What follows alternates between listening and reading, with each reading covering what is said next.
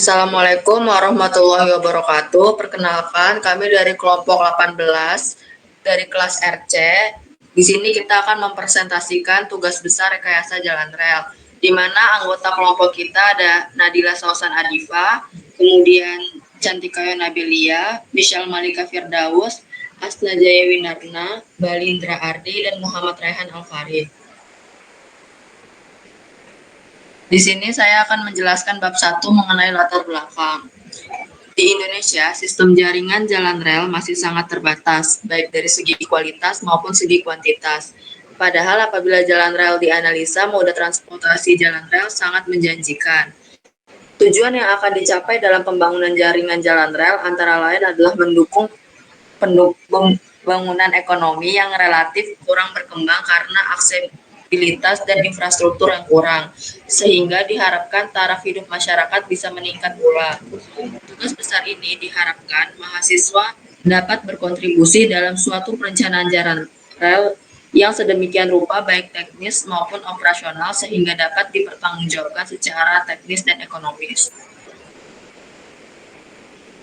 Adapun rumusan masalah dari tugas besar ini adalah bagaimana analisa pemilihan sarana perkereta-apian, bagaimana cara perancangan geometrik jalan rel, bagaimana cara perancangan komponen struktur jalan rel, dan bagaimana cara perencanaan emplasemen jalan rel, serta bagaimana cara perancangan operasional kereta api.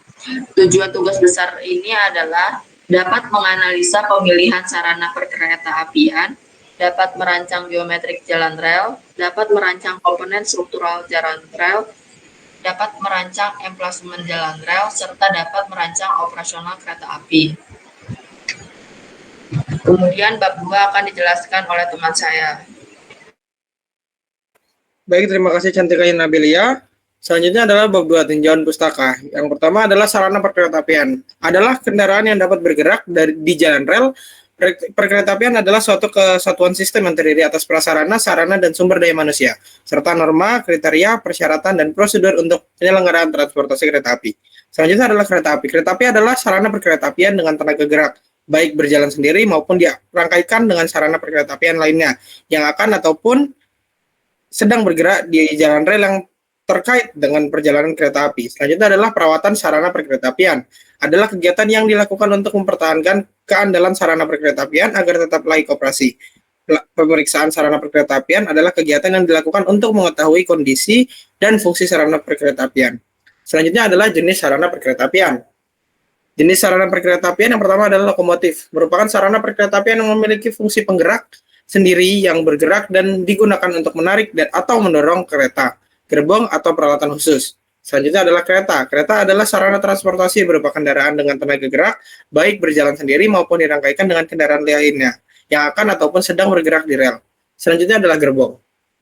Merupakan sarana perkeretaapian yang ditarik lokomotif yang digunakan untuk mengangkut barang. Selanjutnya adalah sistem penomoran kereta api. Sistem penomoran kereta api adalah sistem penomoran yang digunakan pada lokomotif, gerbong, penumpang, gerbong barang, dan gerbong lainnya. Penomoran lokomotif memiliki beberapa format, yaitu di format pertama adalah jumlah gandar penggerak dalam huruf, kemudian ada klasifikasi lokomotif, tahun mulai beroperasi, serta nomor urut. Kemudian ada tonase kereta api. Tonase kereta adalah daya angkut muatan kereta. Makin tinggi beban tonase angkut lintas, maka itu akan meningkatkan kapasitas lintas. Selanjutnya adalah stam formasi kereta. Stam formasi merupakan suatu susunan rangkaian kereta api, jalur tertentu, penambahan kereta, ataupun gerbong pada sebuah rangkaian kereta api berguna untuk menunjang kebutuhan permintaan penumpang. Selanjutnya adalah daya angkut lintas. Daya angkut lintas adalah jumlah angkut anggapan yang melewati suatu lintasan dalam jangka waktu 1 tahun. Rumus yang digunakan adalah T sama dengan 360 dikali S dikali TE. Dan TE adalah TP dikali KB dikali TB ditambah K1 ditambah T1. Selanjutnya adalah kelas jalan kereta rel. Kelas jalan kereta rel adalah sistem pengelompokan yang digunakan untuk mengkategorikan kualitas jalan rel kereta api. Berdasarkan Peraturan Menteri Perhubungan Nomor 80 Tahun 2012 tentang teknis jalan kereta api, lebar jalan rel dibedakan menjadi 2, yaitu lebar 1067 mm dan 1435 mm. Untuk jalan rel dengan lebar 1067 mm, toleransi yang telah dioperasikan toleransi lebar jalan rel yaitu plus 2 mm dan minus 0 untuk jalan rel baru, dan untuk jalan rel baru plus 4 mm dan minus 2 mm untuk jalan rel yang telah dioperasikan. Sementara untuk jalan rel 1435 mm, toleransi pelebaran jalan rel adalah minus 3 mm dan plus 3 mm. Pada tugas besar kali ini, kami menggunakan lebar jalur 1067 mm. Selanjutnya adalah alignment horizontal.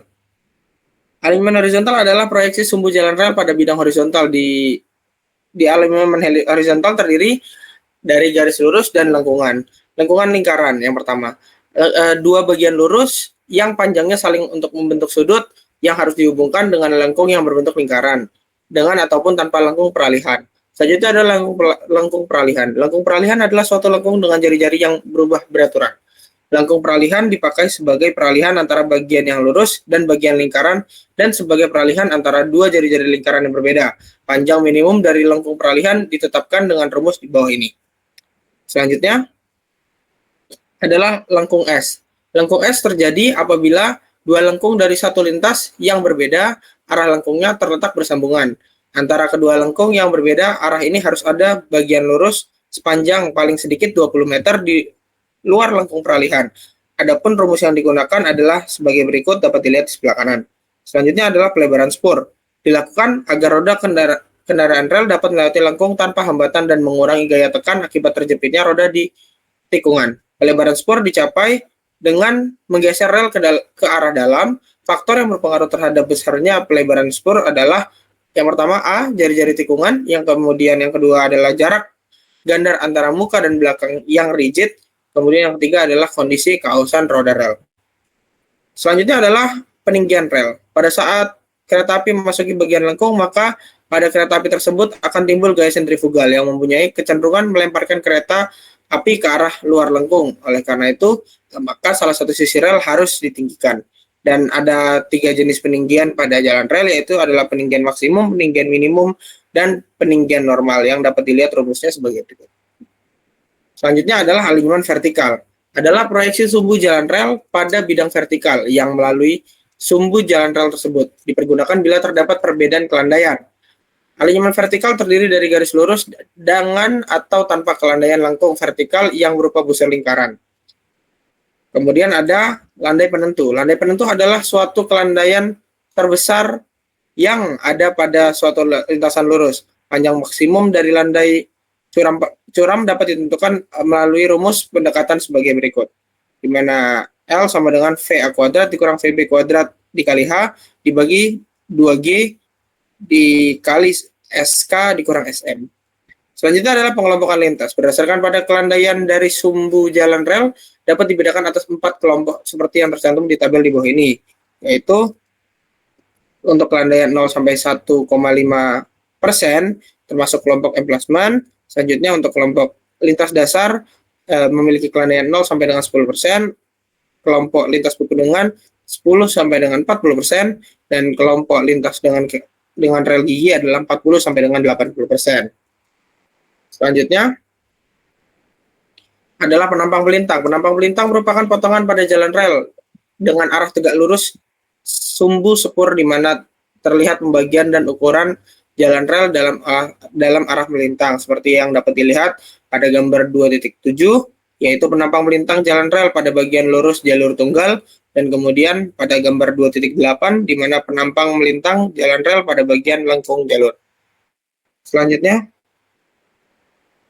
komponen struktural jalan rel. Komponen struktural jalan rel adalah yang pertama adalah rel. Rel merupakan batangan baja longitudinal yang berhubungan secara langsung dan memberikan tuntunan dan tumpuan terhadap pergerakan roda kereta api secara berterusan. Selanjutnya adalah penambat. Untuk menghubungkan di antara bantalan dengan rel digunakan satu sistem penambat yang jenis dan bentuknya bervariasi sesuai dengan jenis bantalan yang digunakan serta klasifikasi jalan rel yang harus dilayani. Selanjutnya adalah plat sambung. Plat sambung berfungsi untuk menyambung antara dua potongan panjang rel. Plat sambung berupa plat besi yang memiliki panjang 50 sampai dengan 60 cm dan terdapat 4 sampai 6 lubang baut yang berfungsi sebagai tempat baut agar bisa menahan atau mengunci posisi plat dan dua potongan panjang rel. Selanjutnya akan dijelaskan oleh teman saya, Raihan.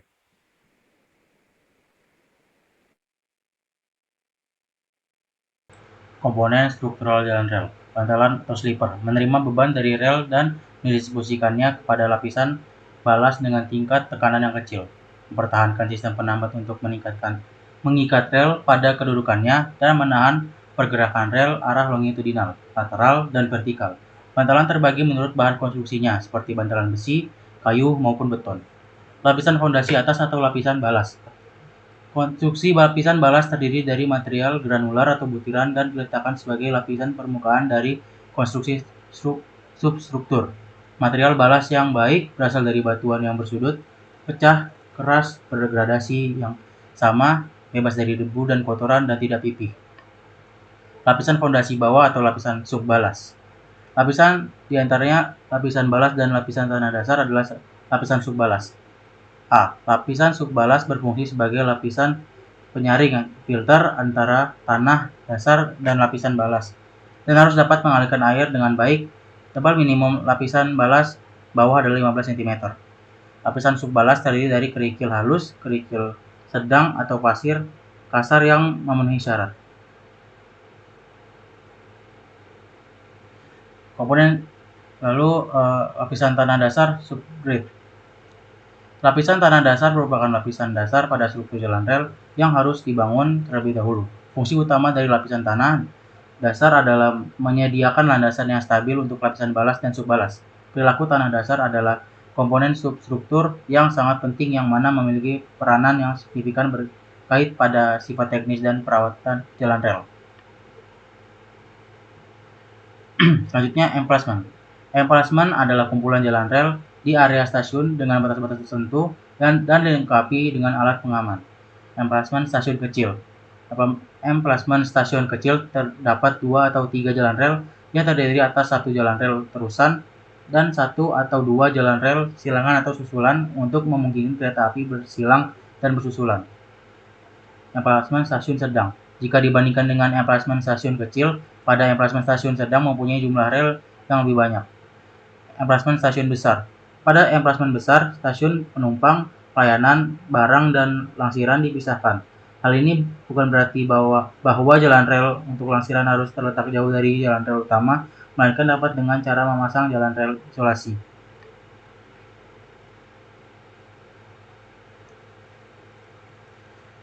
Lalu, emplacement barang. Emplacement barang dibuat untuk memiliki fungsi khusus untuk melayani pengiriman dan penerimaan barang.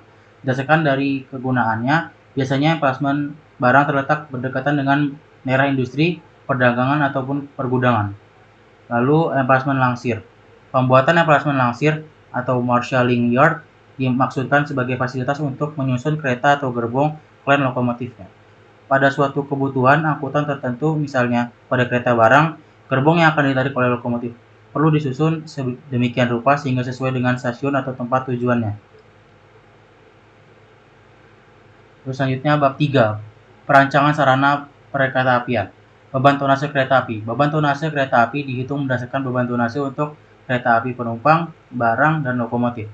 Data-data yang digunakan untuk menghitung beban tonase dapat dilihat pada tabel 3.1, di mana pada tabel 3.1 itu data-data kereta kolektif, itu terdapat nomor KA, nama KA, jenis KA, lokomotif, kecepatan, dan staf formasi.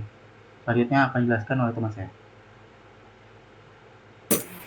Baik, selanjutnya bab 4, perancangan geometrik jalan. Perancangan geometrik jalan merupakan tahapan penting dalam pembangunan jalur kereta api yang mencakup 3 langkah utama, yaitu yang pertama perencanaan trase, yang kedua perancangan alinyemen horizontal, yang ketiga perancangan alinyemen vertikal. Ketiga komponen ini saling terkait dan harus dirancang secara terpadu untuk menjamin efisiensi dan keselamatan perjalanan kereta api. Selanjutnya, di sini ada tabel 4.1 yaitu merupakan data kriteria trase jalan rel. Di sini ada 2 contoh trase, yaitu trase 1 dan trase 2. Yang trase pertama itu memiliki panjang 10 km 650 dan 10 km 650 meter. Berdasarkan hasil dari perhitungan yang telah direkap pada tabel di atas dengan mempertimbangkan kemudahan pengerjaan, biaya, dan lingkungan, maka trase 1 dipilih sebagai rencana rel yang dibuat. Lalu pemilihan dan penetapan trase jalan rel. Dalam menentukan alternatif trase jalan rel yang akan digunakan diperlukan kriteria-kriteria tertentu yang dimaksudkan untuk memperoleh alternatif trase terbaik. Kriteria tersebut antara lain panjang jalur rel, jumlah tikungan, perpotongan dengan jalan raya, sudut tikungan, landai penentu, jembatan, terowongan, dan yang terakhir yaitu pengelompokan lintas. Di sini ada tabel 4.2, titik koordinat dari bagaimana titik awal, tikungan pertama, tikungan kedua, dan titik akhir yaitu koordinat B. Selanjutnya, berikut adalah DED dari perancangan geometrik jalan. Di sini ada trase 1, 2, dan 3. Lalu ini ada detail tikungan dan lengkung. Selanjutnya, lalu bab 5, perancangan komponen struktural jalan rel. Perancangan komponen struktural jalan rel mencakup perancangan geometri dan sambungan jalan rel, perencanaan balas dan subbalas jalan rel, perancangan bantalan jalan rel, perancangan penambat jalan rel, dan pembebanan struktur jalan rel. Semua komponen harus dirancang agar mampu menahan beban statik dan dinamik kereta, serta mempertahankan stabilitas jalur rel dalam jangka panjang. Selanjutnya, berikut ada DED perancangan komponen struktural jalan, ada sambungan rel, lalu ada detail balas dan subbalas, bantalan, dan lain-lain.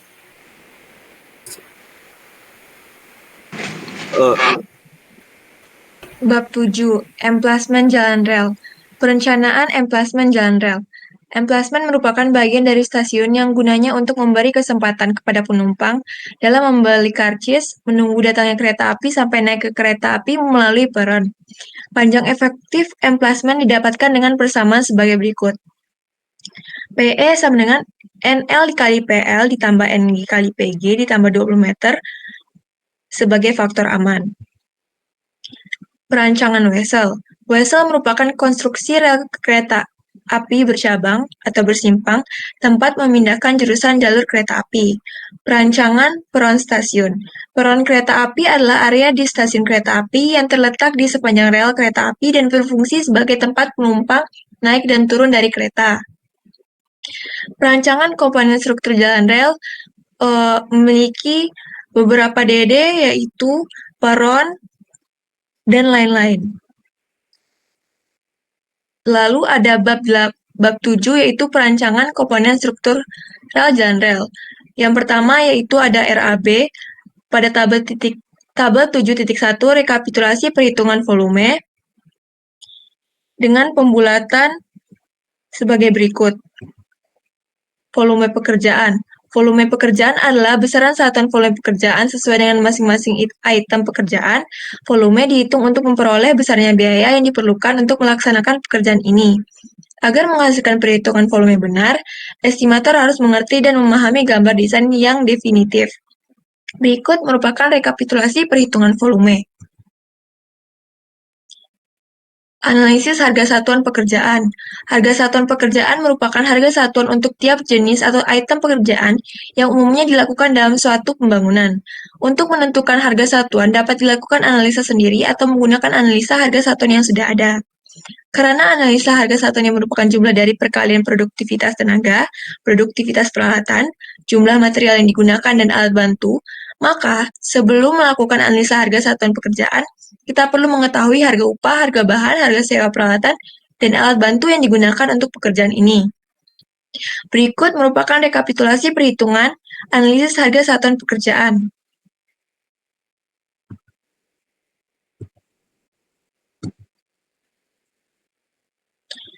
RAB. Rencana anggaran biaya adalah keseluruhan biaya yang diperlukan untuk menyelesaikan pekerjaan tersebut.